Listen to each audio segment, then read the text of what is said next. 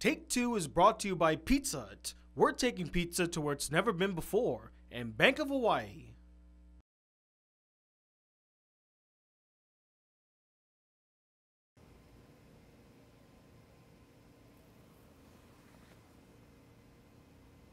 What the fuck? Greetings, ladies and gentlemen, and welcome to Take Two, a movie review series critiquing the latest films hitting the cinemas. I'm Tony Whatley II, and today we encounter the darker side of ourselves. In the newest horror thriller from former comedian turned Oscar-winning writer-director Jordan Peele, Us. The film Us follows an average family on vacation who are soon terrorized by a familiar-looking group of individuals. Themselves. As many of us are very well aware, Us is the highly anticipated follow-up to Jordan Peele's wildly successful and critically acclaimed 2017 film, Get Out. A film with great direction, especially from a first-time director, sharp, witty, and clever writing, amazing performances from the entire cast, and some well-executed horror suspense scenarios. It had me on the edge of my seat, and the third act is a freaking crowd pleaser. I enjoyed the film from beginning to end. So, needless to say, much like everybody else, I was waiting with bated breath to see what Jordan Peele would bring to the table next. And when I heard about Us and saw its trailer, I got pretty stoked to see this film. And so, after watching said film, did it live up to the expectations? Well, let's find out. Undeniably, the film's biggest strength comes from the performances, which were quite solid. Lupita Nyong'o did a superb job as the lead Adelaide, and she killed it as her doppelganger Red. She was haunting, terrifying, and creepy, as well as Winston Duke, who gave a wonderful performance as Gabe, Adelaide's husband, as well as his doppelganger Abraham. In fact, not only was he my favorite, he was also the most entertaining character throughout the film and added much needed levity to the film. Dare I say it, I could actually see myself becoming this character in 15 years. And if that's the case, oh boy, I can't wait. There were quite a few visually interesting shots sprinkled throughout the film.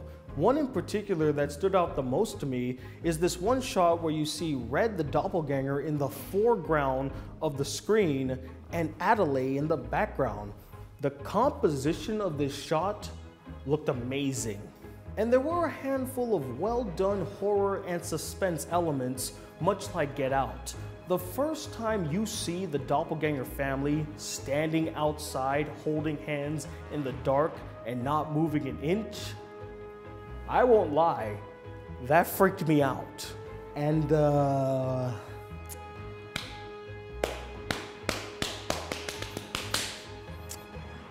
yeah, that about does it for all the good things in Us. The rest of the film?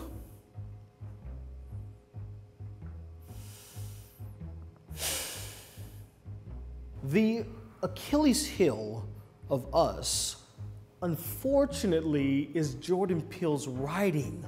It's incoherent, muddled, aimless, and inconsistent, which is so baffling to say considering that just a year ago, Jordan Peele won an Oscar for his Get Out screenplay. But hey, I guess this is proof positive that not everything you write is gold. The writing, and by association the story, lacked a clear direction, which was only further evident by the film's snail pace, as it meanders for most of the first and second act. It had no idea where it was trying to go or what point it was trying to make, leaving the audience dumbfounded and stumped by what they witnessed and having more questions that the film either failed or ignored to answer. But in all honesty, I think the one element of the writing that disappointed me the most was how Jordan Peele resorted to such cheap, lazy, and cliche horror tropes that you can find in any given modern day horror film. You know the ones I'm talking about. The ones with obvious jump scares and characters acting stupidly. Yeah, those kinds. I found this incredibly disappointing, especially because Jordan Peele did such an impeccable job at avoiding those pitfalls when writing Get Out. You will find very little horror cliches in that film. Sure, there may be some here and there, but they're not too distracting to take you out of the experience. And you know what? I applauded him for not taking the easy, cheap way out. It made for a much more memorable, exciting, suspenseful, and tense movie-going experience. But then to see a myriad of those very same horror tropes that he avoided in his previous film on full display here in Us? I mean, come on, man. I expected better of you. And the last issue regarding the writing was the twist. Not only was it really weak, but it was too obvious. I guessed it 5 minutes into the film, and when the reveal finally came, I went, was that supposed to be a surprise? Because if so, you did a piss poor job at hiding it. Again, the script overall was just really disappointing. Another major issue, which also ties into the writing, were the characters. Outside of Gabe, who was the most memorable and likable character in Us, the rest of them were unremarkable. Not a single one of them had an interesting personality, chemistry with other characters, or an empathetic quality that would make me care about them or their dilemmas. They were flat and one-dimensional. And although their performances were adequate, they completely squandered the talents of Elizabeth Moss from Handmaid's Tale and Mad Men fame, and Tim Heidecker from Tim and Eric's Awesome Show fame. They had nothing to contribute to this film. So as you can tell, I was incredibly let down by Us. This was not the review I was expecting to make for this film. I thought I was going to heap this film with praises. I thought I was going to love this film. But instead, it turned out to be the most disappointing movie-going experience I've had in 2019 so far. I never thought those words would come out of my mouth in regards to Us. But here we are. And who knows, maybe it was my high, lofty expectations for the film that it couldn't possibly reach. Or maybe Jordan Peele let the success of Get Out escape him and he flew way too close to the sun.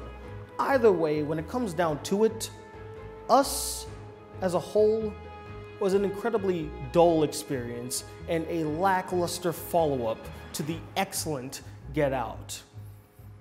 And unfortunately, I have to give this film 2 back hands out of 5 front hands. Backhand! Backhand!